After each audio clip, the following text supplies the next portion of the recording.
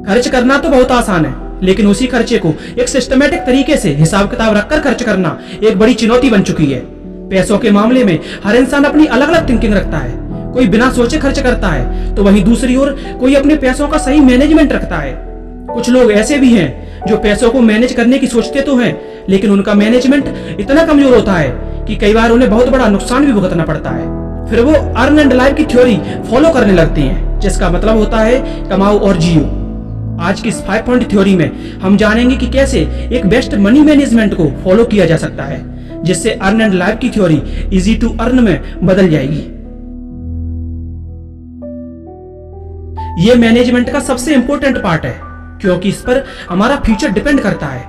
अमीर बनने की जल्दबाजी में कुछ लोग बहुत कम या अपनी इनकम का मात्र 10% ही खर्च करने के बारे में सोचते हैं और समझते हैं कि अगर सेविंग ज्यादा होगी तो जल्दी अमीर भी बन जाएंगे। लेकिन होता इसका उल्टा है। आपको अपने खर्चों का परसेंटेज इतना रखना चाहिए जिससे आपका खर्च आसानी से चल सके और आपकी प्रॉपर सेविंग भी बनी रहे। अगर हम आपसे कहें कि आप अपनी मंथली इनकम का एक हिस्सा निकालकर फ्यूचर प्लानिंग के लिए इन्वेस्ट करें, तो आप शुरुआत में इस काम को बड़े ही दिलचस्पी के साथ फॉलो करेंगे, लेकिन धीरे धीरे टाइम के साथ आप इन्वेस्ट करना भूल जाओगे या लाइफ की डेली प्रॉब्लम्स की वजह से आपका ध्यान इन्वेस्टमेंट से हट जाएगा, जिससे एक बार फिर से आप उसी कंडीशन में आके खड़े हो जाओगे जहां से आपने अपने फ्यूचर प्लानिंग की शुरुआत की थी।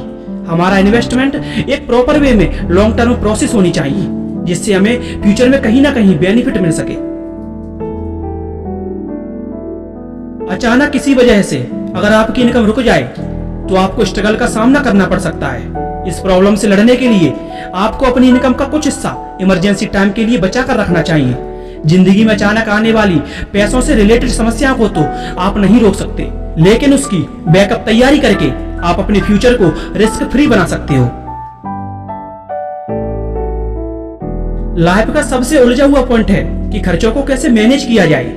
कभी किसी महीने खर्च का बिल 10,000 आता है तो कभी किसी महीने 20,000। रियलिटी तो ये है कि एक्सपेंसेस की कोई फिक्स वैल्यू नहीं होती। यह टाइम और कंडीशन के हिसाब से बढ़ती और घटती रहती है।